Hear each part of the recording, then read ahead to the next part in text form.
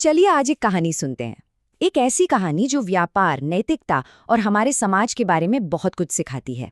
ये कहानी है दो मटन बेचने वालों की, जिनके रास्ते एक दूसरे से टकराते हैं। ये कहानी एक छोटे से गांव में शुरू होती है और एक बहुत ही सीधे लेकिन गहरे सवाल से कि जब किसी का लालच किसी की मजबूरी से टकराता है तो आखिर होता क्या है, जीत किसकी होती है। तो सबसे पहले मिलते हैं कहानी के एक किरदार बिहारी से। बिहारी गांव में मटन चावल बेचता था और उसका धंधा खूब चलता था, इतना कि उस पर घमंड सवार हो गया था। जैसे ही सर्दियां आती, बिहारी का असली रंग सामने आता था। वो जानता था कि ठंड में लोग गर्मा गर्म मटन चावल खाना पसंद करते हैं, और इसी बात का फायदा उठाकर वो सीधे दाम दोगुने कर देता था। 100 रुपए की प्लेट सीधे 200 रुपए की। और दाम तो छोड़िए, उसका ग्राहकों से बात करने का तरीका, वो तो और भी बुरा था। उसके व्यवहार में साफ साफ घमंड झलकता था। उसे लोगों की जेब या उनकी मजबूरी से कोई लेना देना नहीं था। तो एक तरफ था ये घमंडी बिहारी और दूसरी तरफ था किशोर, जिसकी दुनिया बिहारी की दुनिया से बिल्कुल बिल्कुल अलग थी। किशोर की जिंदगी आप देखिए मुश्किलों से घिरी हुई थी। सिर पर कर्ज का भारी बोझ था, जिसे सर्दियां खत्म होने से पहले चुकाना था। घर पर माँ बीमार थीं, जिनके दवा दारू का खर्चा था, और कमाई का जरिया सिर्फ खेतों में मजदूरी। और जब लग रहा था कि इससे बुरा और क्या होगा, तभी उसकी किस्मत ने एक और झटका दिया। कड़ाके की ठंड की वजह से खेतों का काम भी बंद हो गया। किशोर की आमदनी का जो एक ही जरिया था, वो भी खत्म। वो पूरी तरह से हताश हो चुका था। लेकिन कहते हैं ना, हर अंधेरी रात के बाद सुबह होती है। एक दिन जब गांव वाले बिहारी के बढ़े हुए दामों और बुरे बर्ताव की शिकायत कर रहे थे, तो किशोर के दिमाग में अचानक एक ख्याल आया। एक उम्मीद की किरण जगी।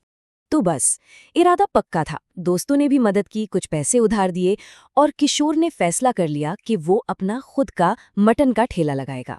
लेकिन शुरुआत आसान कहाँ थी। वो सबसे पहले मदद मांगने गया बिहारी के पास। शायद वो रेसिपी बता दे, पर बिहारी ने उसे बुरी तरह झिड़क दिया, क्योंकि उसकी नज़र में किशोर सिर्फ एक कॉम्पिटिटर था जो उसके ग्राहक चुराने आया था। बिहारी से तो कोई उम्मीद थी नहीं, पर किशोर ने हार नहीं मानी। वो गया अपनी माँ के पास, और यहीं से उसकी किस्मत बदलने वाली थी। उसकी माँ ने उसे एक पुरानी पारिवारिक रेसिपी सिखाई, जो स्वाद में लाजवाब थी। तो अब गांव वालों के पास एक चॉइस थी। एक तरफ बिहारी का 200 रुपए वाला घमंड से भरा मटन चावल, और दूसरी तरफ किशोर का सिर्फ 100 रुपए में प्यार से बनाया हुआ मटन चावल। और जानते हो नतीजा क्या हुआ? पहले ही दिन, जी हाँ, पहले ही दिन किशोर का सारा खाना बिक गया और बिहारी मक्खियां मारता रह गया। लोगों को न सिर्फ सस्ता बल्कि स्वादिष्ट खाना भी मिला था। अब बिहारी जैसा आदमी अपनी हार इतनी आसानी से कैसे मान लेता? उसने अपना व्यापार सुधारने या दाम कम करने के बजाय किशोर को बर्बाद करने की एक घटिया साजिश रची। और इस साजिश के लिए उसने कितने पैसे खर्च किए? 4,000 रुपए। बिहारी ने गांव के कसाई के बेटे अली को 4,000 रुपए की रिश्वत दी, ताकि वो किशोर के खिलाफ उसकी मदद करे। ये साजिश थी क्या? देखिए, प्लान बहुत सीधा था। बिहारी ने अली को पैसे दिए ताकि वो किशोर को सड़ा हुआ मांस बेच दे। अली ने ऐसा ही किया, और उसके बेचारे पिता को इस बारे में कुछ पता भी नहीं चला। फिर बिहारी ने पुलिस को बुला लिया, जिन्होंने किशोर के ठेले से खराब मांस बरामद किया। और एक पल के लिए तो लगा कि बिहारी का ये गंदा खेल कामयाब हो गया। बेचारे किशोर पर खराब खाना बेचने का इल्जाम लगा और उसे जेल भेजने की धमकी तक मिल गई। उसकी सारी मेहनत, सारी ईमानदारी सब दांव पर लग गई थी। लेकिन कर्म का फल तो मिलना ही था।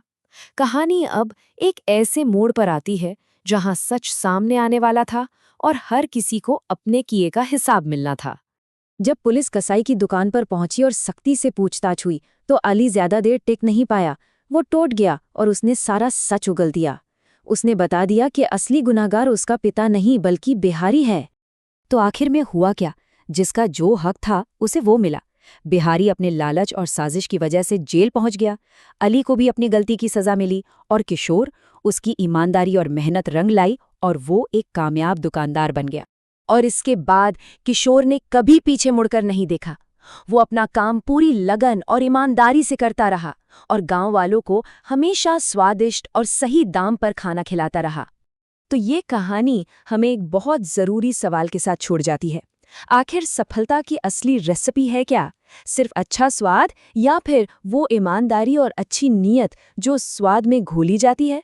शायद असली स्वाद ईमानदारी से ही आता है।